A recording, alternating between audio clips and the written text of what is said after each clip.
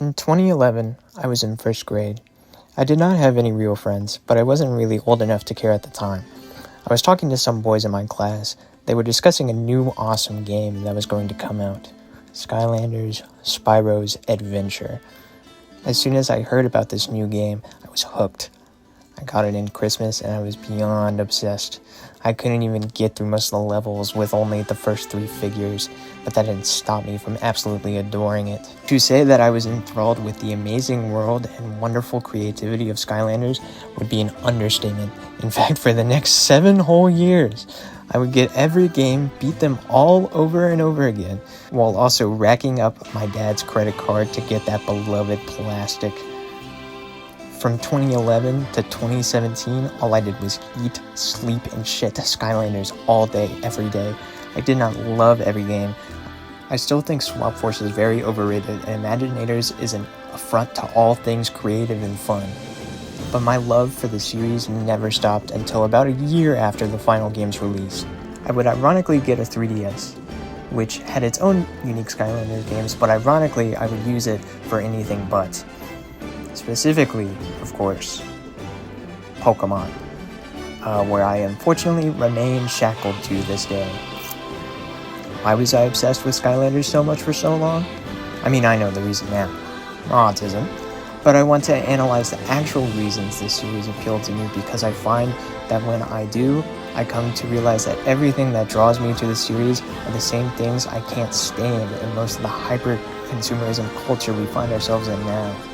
I'm not trying to be hyper-cynical when discussing modern consumer culture, but I do absolutely recognize that that is my modern bias. I guess that's the reason I'm making this in the first place. Our hyper-late-stage capitalist economy and culture has many issues that I loathe. But as much as I constantly mope and groan about rich people being greedy, I have to also recognize that I owe much of my personality and good parts of my childhood and life to this same culture. Basically, I'm trying to cope with the fact that, as always, our world is both atrocious and absolutely wonderful.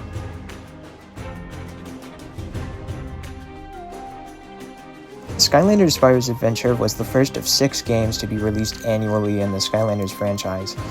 The game was developed by Toys for Bob, a minor game development studio known for such hits as Madagascar 2 for DS, and also the Spyro Remake trilogy, and also, of course, the newest Crash 4.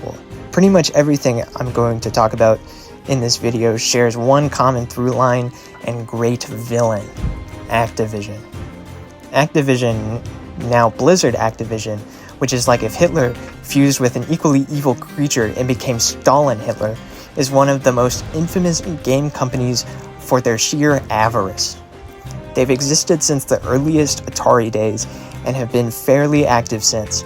They are known for Call of Duty and sexual assault allegations, and that's about it. Oh, and Overwatch too, but yeah. Oh, and I guess World of Warcraft, but oh yeah, they're also known for buying out IPs and franchises and completely shitting on them, but we'll get to that later. Toys for Bob was randomly chosen to create a new Spyro game after years of mediocre releases to the Purple Dragon's name. For those who don't know, Spyro the Dragon was a very successful PS1 mascot, with 3 hit 3D platformer games that still hold up to this day.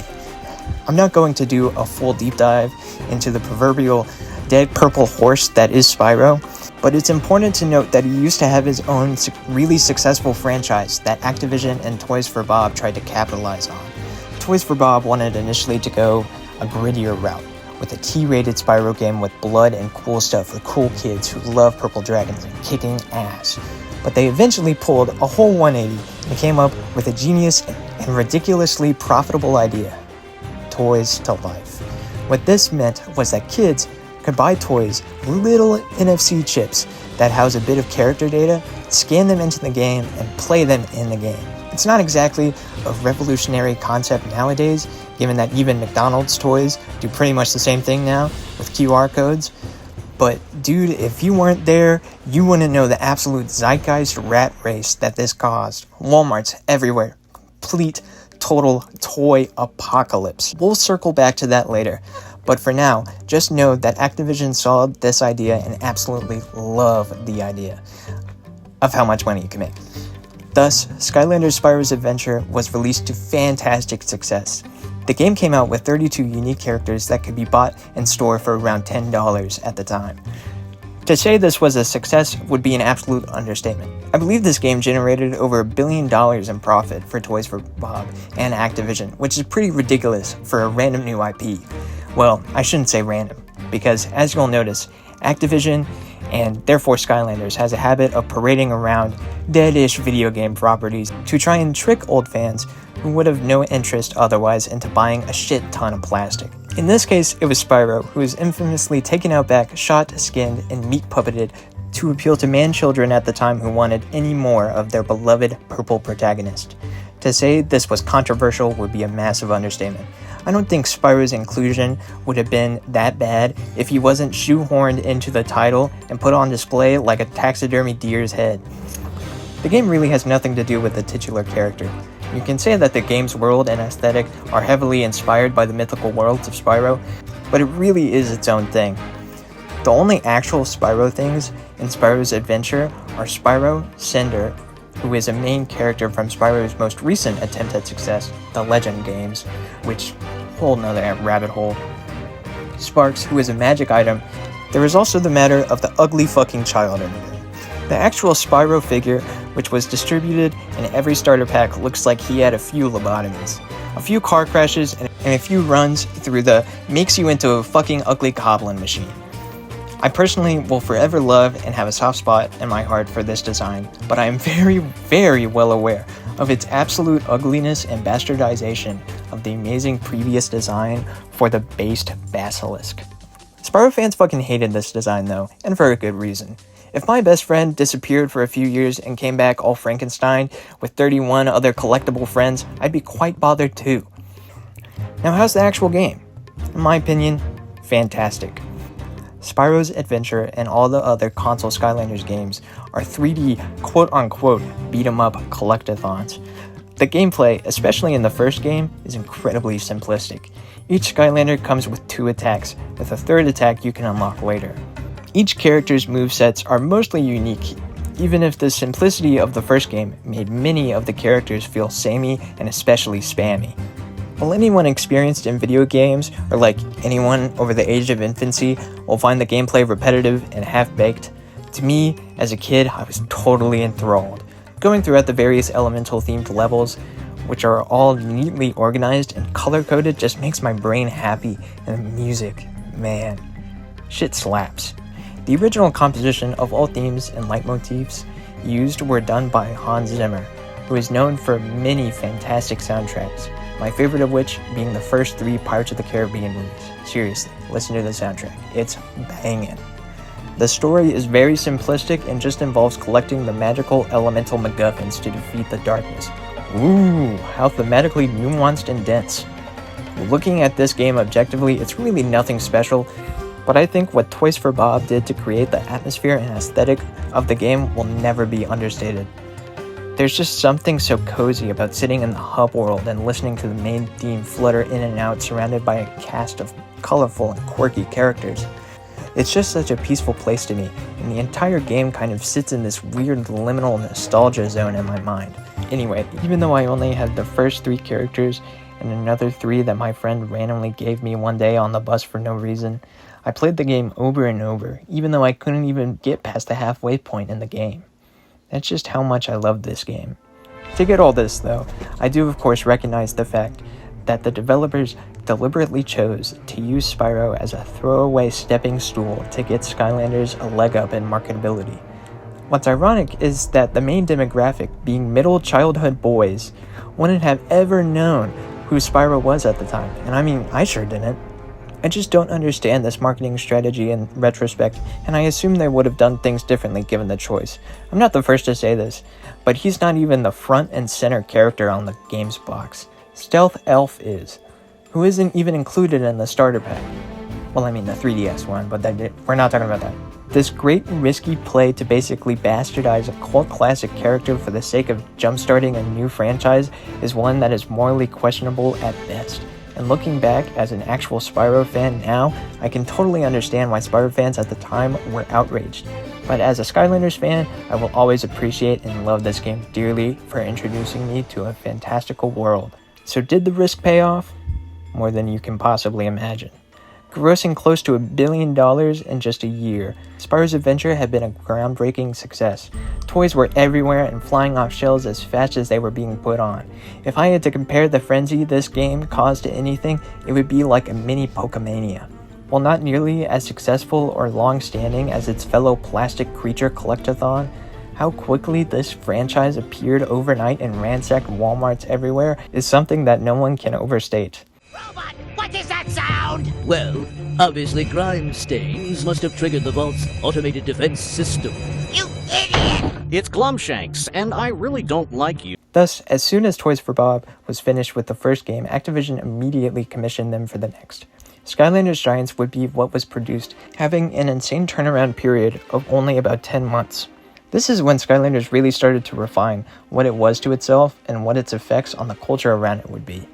This is when Toys for Bob really let their magic juices flow as a game company, just throwing whatever they could feasibly code into the game before its release.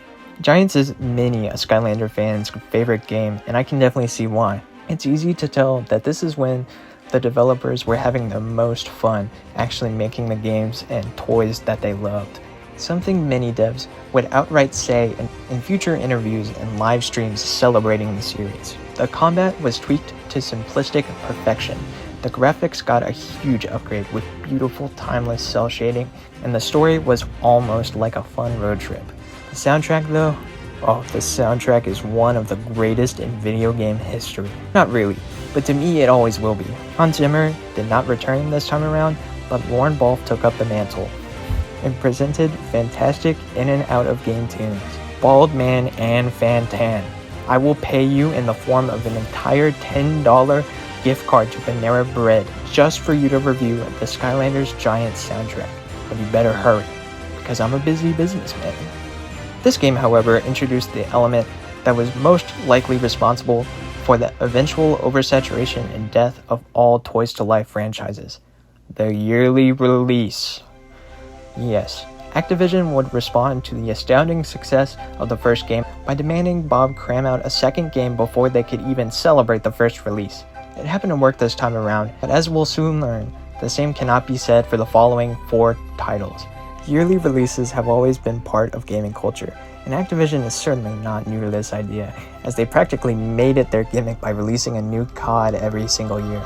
Anyone who knows about franchises like COD, Pokemon, Assassin's Creed, any sport game, and of course Skylanders, can tell you how deadly the yearly release can be, both in terms of crunch time and in terms of actually making a good game that people, actually want to play. All things considered though, Giants was another huge success both financially and in terms of actually being an amazing game. So yet again, I'm faced with the pros and cons of modern hyper-consumerism. No more! Oops. What's this? There appears to be an imposter among us. The next game is when things really start to switch up. Or swap, if you will. Skylanders Swap Force was the third game to be released, but the first to be made by Skylanders' other dev team, Vicarious Visions. Since the release of Spyro's Adventure, Activision split the yearly releases between developers to allow an entire 2 years to be spent on each game.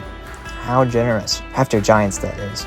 Vicarious Visions had been involved before as the main developers of the 3DS versions of the first 2 Skylanders games, which are completely different, full-on 3D platformers. This means artistically that this new Swap Force game would be a whole new take on what was introduced in Spyro's Adventure, and that was definitely evident in the presentation alone. Swap Force is a beautiful game that I still think holds up on HD releases. But the game is very different aesthetically from Giants and Spyro's Adventure, in my opinion. Vicarious Vision games, in my opinion, have a much more silly and goofy aesthetic, and while I would never call Giants and Spyro's serious, they still had a certain coolness and genuineness compared to Swap Force. It's not my personal taste, but I'm very aware that this is another fan favorite of the series, and even if I don't agree, I can still definitely understand where they're coming from. Everything massively changed in Swap Force, which was felt in large contrast to Giants, who most people considered to be too similar to the first release. This is certainly true because if Giants was Spyro's 1.5, then Swap Force is just a different game series altogether. I'm exaggerating, of course, but the levels that were once no longer than 8 minutes were suddenly once more than 60 minutes long each, not including the outrageous amount of collectibles on top of the fact that they introduced the worst jumping mechanic in any game to ever exist. I exaggerate again, but this goes for all Skylanders games when I say that you would think a franchise that piggybacked off of one of the 90s greatest platformers would have a jump that is even remotely enjoyable. I would be remiss, of course, to not acknowledge the gimmick of this game. Every game after Spyro's introduced a unique team of figures that could do unique things in-game and would be sold at $15 a figure instead of the normal $10. I didn't mention it in Giants because, to be honest, it has the most lackluster gimmick, which is just big-ass Skylanders. They aren't even that big in real life or in the game, and don't get me wrong, the Giants themselves are some of my favorite character designs ever, but their implementation in-game was little more than arbitrary gates created by arbitrary objects only Giants could interact with. This, however, cannot be said about Swap Force, as they introduced the titular Swap Force, which has by far the best in-game and in real life gimmick of any Toys to Life franchise. Each figure is split in half and you can swap each figure's top and bottom to create unique customizations of movesets and create a wacky ass figure. I don't know anybody who doesn't love this idea except for younger me, but that was only because I was mad butthurt I didn't have more. But I guess that's just it with Skylanders. My entire perspective on the series is heavily biased because I had the ability to buy the toys. Some of my fondest memories are just begging my dad every weekend to go down to Walmart or GameStop to buy a new one. But I know many people who didn't have such luxury or obsession. Skylanders is a game that only improves as you collect an endless amount of plastic paperweights that have no use besides looking neat. As much as I love this series, there's a gargantuan barrier to entry, and I know many people rightfully dismiss the series for that. But as someone who is blessed enough to be able to obsess over these games for most of my developing years, I get to now tell you my wonderful experience with them. It's not just about the toys. Even if it may literally be just about the toys, from any practical point of view, to me it's an entire expansive universe I fell in love with, even if I had to sacrifice a lot to get it. One thing that the Vicarious Vision games are really good at is having their hearts on their sleeves. You can tell by playing Swap Force just how much the dev team cared about supplying the kids who played their games with an amazing and imaginative time. Every corner of the world is baked in gallons of detail and attention, and even if I don't care for the cutesier aesthetic, I can't deny just how beautiful and well thought out almost every area and character is. Also, each actual figure is way more complicated and unique. Giants had also improved on the complexity of their characters, like with the fan favorite Pop Fizz, who has a Jekyll and Hyde mechanic that's really fun to play with, but Swap Force went all the way with trying to make as unique and fun characters as possible. The new normal and swappable characters all have memorable or at least unique movesets that differentiate from anything before. My favorite is Starstrike, whose gameplay is like playing a Five Nights at Freddy's game while also playing a kid's beat-em-up title, with how much multitasking there is with her. And then there's characters like Scratch, who are just genius. She's a flying cat who uses a laser pointer on her head to target and pounce on enemies. Just genius stuff. Overall, this game did pretty well for the amount of plastic it put out, but what really cemented their success and eventual failure was the spawn of their first rival, Disney Infinity. I didn't play Disney Infinity too much despite owning a few of the figures because it just couldn't grab my soul like Skylanders uniquely did. And that's totally okay, because I know many of my friends really did get into it. But this would signify the tipping point in Toys to Life game, as all hell was about to break loose in the Walmart video game section now that developers had enough time to make their own Toys to Life competitors. This would mean that Skylanders as a series would have to make a name for itself outside of its primary gimmick, with the allotted tiny time period that Big Daddy Activision gave them. Did they succeed? Well, I mean, you can figure that out by going to Walmart and looking for literally anything Skylanders related. Ah! It's a trap! It's a trap! Deal with it! She's a trap! But for now, let's move on to 2014. Skylanders Trap Team is my personal favorite in the series, and what I believe is the fan favorite of all the games. This was Toys for Bob's next title, and thankfully, they had more time than an average pregnancy to make this one. The gimmick this time around I think is still really cool, with these real-life traps that would allow you to capture villains in the game and play as them. The execution left a lot to be desired, as you'll soon find out, is very indicative of this game as a whole. This is my favorite just due to the sheer amount of time and money I spent cramming into this one. It isn't really objective whatsoever, but I just love this game. It's an absolute glitchy disaster piece sometimes, but all I remember with my joyous nostalgia goggles was playing each of the insanely creative levels, fighting and collecting all these colorful bad guys, and enjoying the sheer amount of personality in this title. I think that's what this game has more than any other: personality. Which is not to say that any of the other games were lacking, but I think this one has this tongue-in-cheek feel about itself that I just can't get enough of for some reason. It's so goofy, so unserious, but still so charming and endearing to me. It's easy to tell that Bob was still having fun making this one, especially in the combat department. In terms of actual Skylanders gameplay, this is by far the best game. Every character feels fantastic to play, even if they aren't all incredibly balanced. They're at least all fun. The new characters, both Skylanders and some of the villains, are all unique and great times to play with. The figures themselves are all beautiful and well made. The traps are nothing special at all, but the Trap Masters, the new gimmick team, all have these beautiful and cool crystal weapons that are the size of the figures themselves. The story is one of the stupidest tales I've ever experienced, where a bunch of Saturday cartoon villains use the power of foul-smelling cheese to shrink islands into snow globes. The dialogue and cutscenes are a lot like a Saturday morning cartoon show, which I think the developers 100% knew and ran with. It's definitely not always funny or everything, but it's the same feeling to me as hanging around an old friend who isn't actually that funny, but has a real poignant personality. I suppose cheesy is the best way to describe this game's tone and personality, and by God, anyone who knows me knows I love cheese. That all being said, yeah, this game is a glitchy, unfinished mess. I don't remember any glitches happening when I played it for hundreds of hours as a kid, on the iPad version too, nonetheless. But holy piss, I play it on any platform nowadays, and it's a miracle if I can play a few levels without it crashing. This game was really when the start of the decline was clear, and the effect of the yearly release expectation started to really get to the game's actual quality. Here we are again, for the fourth time in a row, for the fourth year in a row, with a Toys to Life action beat-em-up, and even if I think the gameplay is the best in the series, I understand it wasn't nearly enough for most people who were starting to get tired, especially considering that now, not only were there Skylanders, but also Disney Infinity figures, and these new amiibo things to compete for that precious Walmart space.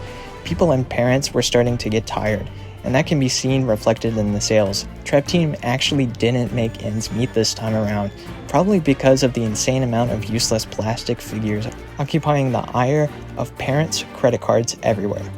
It didn't help either that Trap Team had by far the most amount of new figures to buy, and now all of them weren't even that cool. Now there were these useless plastic crystals that by and large only differentiated in color and arbitrary design. The execution in-game was corporate to the core too. I haven't mentioned them yet, but in the first 3 games, there are elemental gates in each level that could only be opened by a Skylander of that element.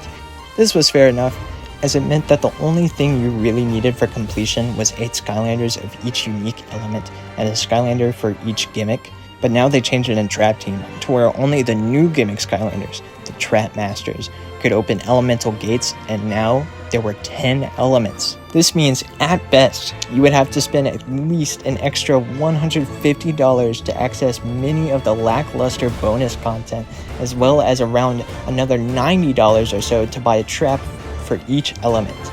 The bar for entry had never been higher, and while I was fortunate enough to enjoy the game with my slightly upper middle class standing, I more than understand how this was getting to be a bit fucking ridiculous.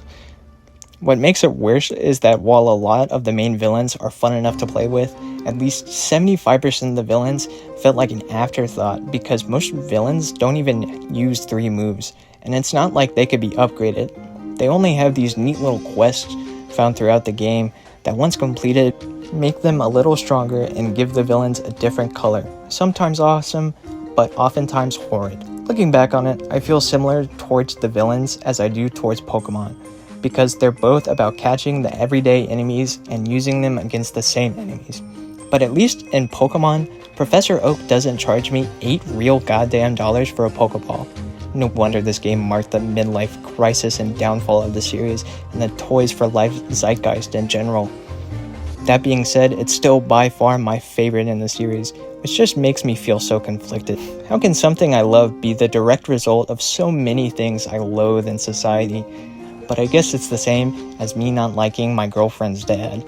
Any trait can be either good or bad, I guess, as always. It's about learning to take the bad with the good and accepting reality as it is, and accepting what you have in this life while you still have it.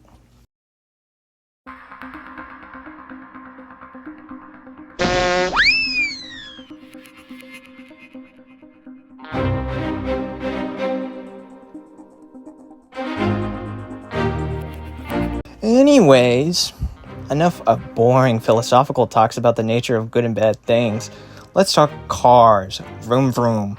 Man, the only thing I like more than collecting plastic is collecting more plastic, but with wheels this time. And man, Skylanders Superchargers had me covered in that department. Vicarious Visions was once again in the driver's seat. And this time, the gimmick is wow. No way. It's fucking cars and vehicles. I don't know what kind of desperation move this was, if it was made because they thought Hot Wheels were cool, or if they were just trying to branch into literally anything else they could, both in terms of toys and gameplay. I suppose, as always, it's a bit of both. This time around, the in-game world of Skylands is plunged into darkness and all portals are cut off. So the only way for us to get back into Skylands is to rift into Overdrive and buy fucking Hot Wheels, but worse. Superchargers to me is the swan song of the soul and heart of Skylanders. The story is legitimately good for normal story standards, let alone Skylanders story standards, and is filled with so much heart and love for the entire series, it makes my soul just happy to rewatch the cutscenes over and over again, like I'm 10 years old. The gameplay is...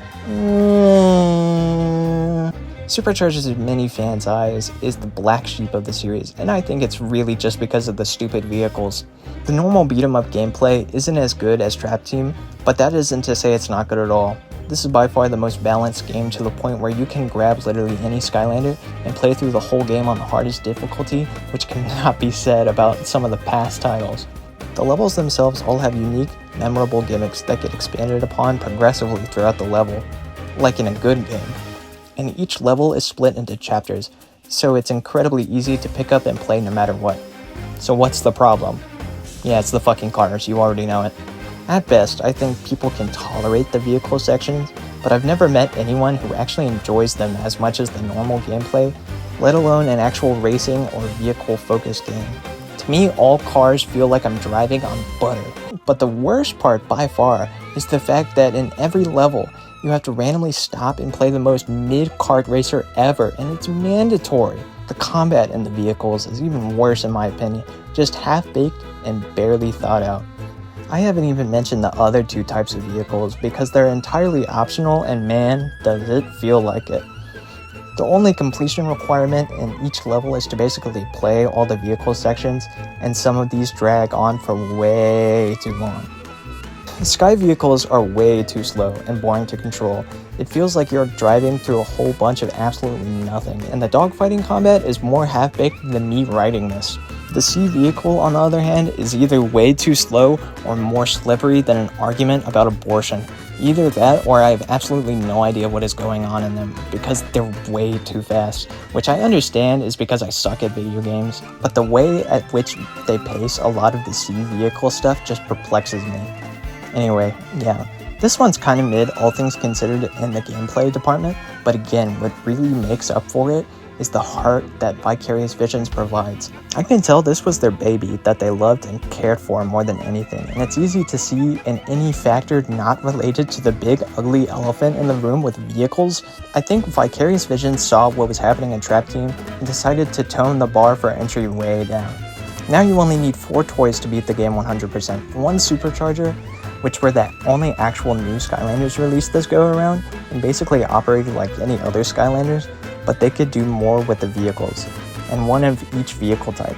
So yeah, going from a $200 plus requirement to play the entire game that you already bought for $70 to only a $40 additional requirement is pretty good, I think. Overall, this game acted as a final heartfelt attempt by Vicarious Visions to try and give Skylanders one last go before moving on to greener pastures. People may not appreciate it, but at least I can, for the immense amount of love and care for the series found in every line of coding in this game. Well, I didn't think I'd live to see it, but for once they've given us something other than second-rate entertainment. What's that? Third-rate entertainment. The same, however, cannot be said about Skylanders Imaginators. I hate this game, not for the actual gameplay, but for what it stands for. What it symbolically is for all things creative and, dare I say, imaginative. This is the last game in the series headed by Toys for Bob, with help from Vicarious Visions, because I guess they couldn't even be bothered this time to do it alone. It's just a depressing game to play, man. It feels like all the love and affection Toys for Bob once had for the series was stomped on and lit on fire, and now they have to somehow stitch together a final Hail Mary that they don't even believe in.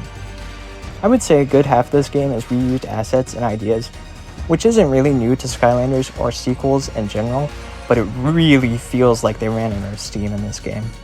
There's a part in the last bit of the story where you have to gather cake ingredients by playing a bunch of tiny randomly generated quests from a limited list, and I have never felt padding like this, and I've done drag before. This whole game just feels like a sloppy shell of everything I once loved in the series, and I know it's because that's how Toys for Bob felt. It's no secret that they half-assed this game full stop, and I don't think anyone's denying that. It just feels so ironic that the game with Imagine in the title is by far the least inspired and least interested in itself. It's just depressing, man. They even threw out their last actual Hail Mary by putting Crash Bandicoot in the game. I love Crash, and I wouldn't have really gotten into him if it weren't for his inclusion in this game probably, but man, everyone knew when they announced this that it was their final trump card, their final play, there in case all else fails, and guess what? It did. Everyone knew when this game came along that the writing was on the wall for both Skylanders and Toys to Life as a whole. Disney Infinity had been canned, and LEGO Dimensions had now flooded toy aisles everywhere. Nintendo, of course, was doing their own thing, as Nintendo does, but still, the end was near, and everyone knew that, including Toys for Bob. And I think that's why they wanted their last effort to at least give something back to the fans in a really sweet gesture. The main gimmick of the game, and what the title of the game actually refers to, is the Imaginators, which are basically opportunities for kids to make their own OC Skylanders. It's an opportunity for kids to put their own creations and imaginations into the game, and yeah, this is the only thing the devs cared about when making this game. The character creator itself is super in-depth, not like Oblivion or Cyberpunk level, of course, but for a kids game released in 2016, it's pretty good. It's way better than Sonic fucking Forces, I can say that much. The entire game loop is based around collecting parts and pieces for your own creation too. It felt like even though Toys for Bob was over it when it came to Skylanders itself, they knew who really mattered, which was the heart, soul, and imaginations of the kids and fans who grew up with these games, and it's just so bittersweet to see something so nice and thoughtful for the true fans and kids who play the games come out of the most cynical and drab game I've ever played.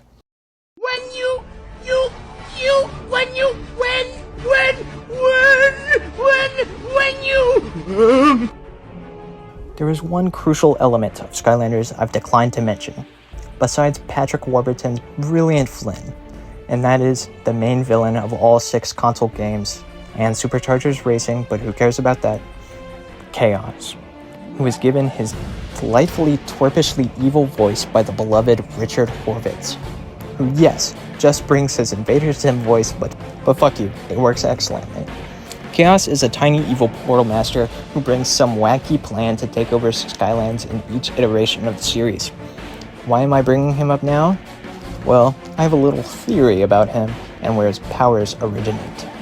What if Skylanders all along was a meta commentary on itself? You see, I think that Chaos represents Activision, and the darkness he draws his power from is the in-universe incarnation of pure greed and consumption. Don't believe me? Well, who's the bad guy to Skylanders in real life? That's right, Activision. Who's the bad guy in universe? Boom, Chaos. What are Activision's main colors that show up for a slightly annoying amount of time when you boot up each of the games? That's right, black and blue, just like Chaos. What is Chaos's namesake?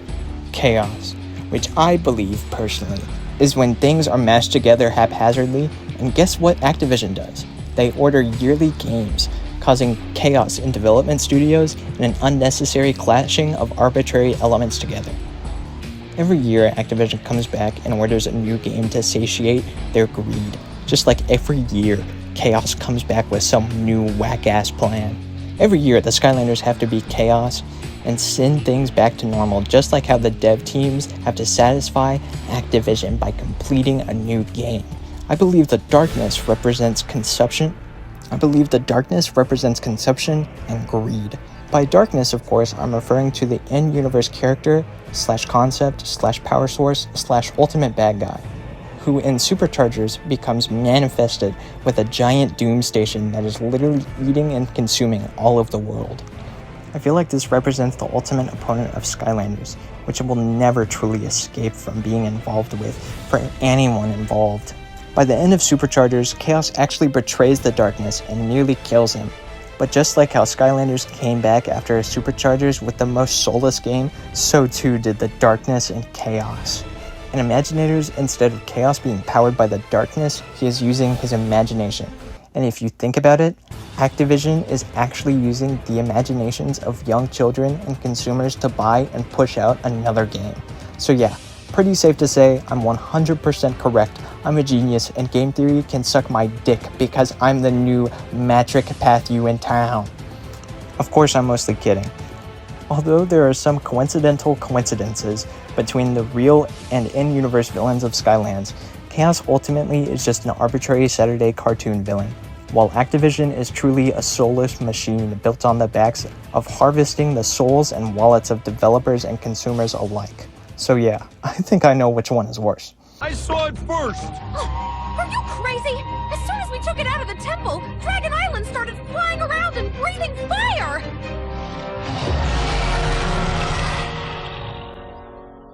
Clearly a coincidence. Knock it off, you two.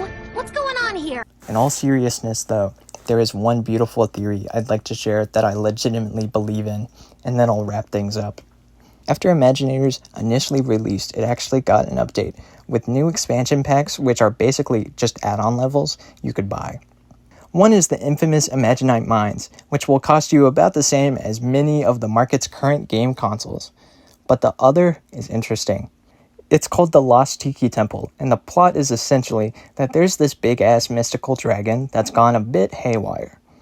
Where it was once a benevolent spirit that people would build entire villages around, it is now flying haphazardly and leaking out evil puppets. The goal is to get to the bottom of this curse, and to help you with this, you're accompanied by a tiki head with lost memories named Bob.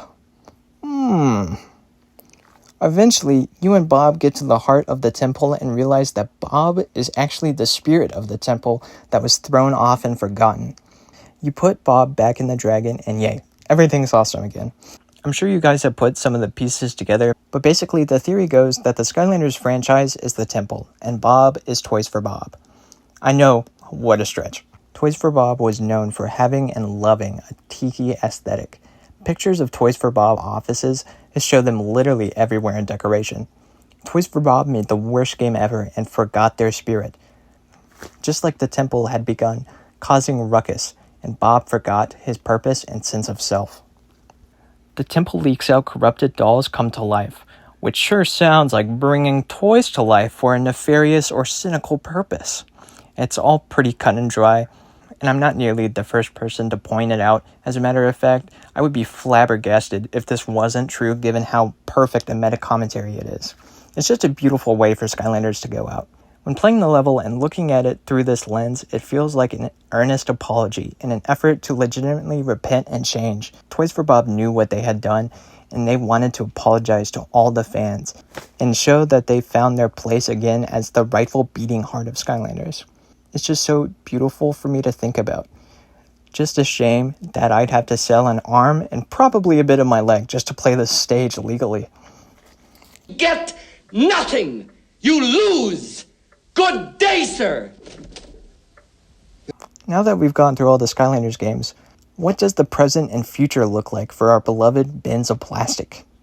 Well, pretty fucking bleak. The actual last Skylanders game was an iOS RPG that I believe shut down a few years ago, making the definitive end of the Toys to Life protogener. Both Toys for Bob and Vicarious Visions were dissolved and merged into the Leviathan company Activision Blizzard after they released the amazing Crash 4 and Crash and Spyro remakes. So there's no hope for them returning either, unfortunately. Side note, Toys for Bob was always such a weird name to me. Like, it came way before they even started using toys for their main gimmick, and who the hell is Bob? I guess that Tiki guy, but I don't know, man. It's definitely sad and depressing to me that my favorite franchise that I dedicated way too much of my middle childhood to has just completely been washed away by the sands of time, in record time nonetheless. Toys to Life games were a hyperfad that totally took over retail stores everywhere. But now if you go to a Walmart and ask where the Skylanders are, they would probably ask if that was a brand of earbuds or something. One tiny little speck of hope is that for the first time in almost a decade, we're getting new Skylanders merch. Yes, we finally get to consume more plastic in the name of our unholy idols, the weird fish and green woman produced by U2s of all people, which is hilarious to me. I guess Skylanders were already like Funko Pops, and that their only real-world use is as a paperweight, so it feels like we've come full circle.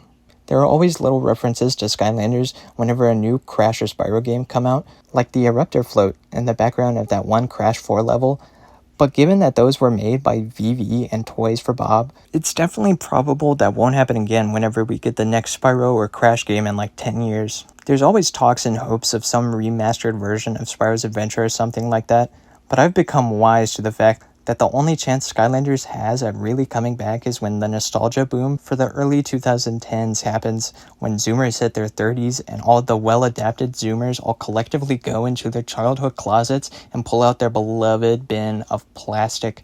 So we got a little ways to go until that happens. The hobby of collecting the figures themselves is still going fairly strong with websites like Skylanders Character List, which are dedicated to documenting your collection and actually providing a very accessible shop itself that sells all the Skylanders they have at market price, generally. And if you look at any marketplace people put their shit on, there is no shortage of people trying to pawn their beloved NFC chips off. Speaking of those NFC chips, the NFC chip is probably the most important things to Skylanders, just in general, because that's how the whole Toys to Life thing works. That's how the toys contain actual in-game data, which gives them their gimmick.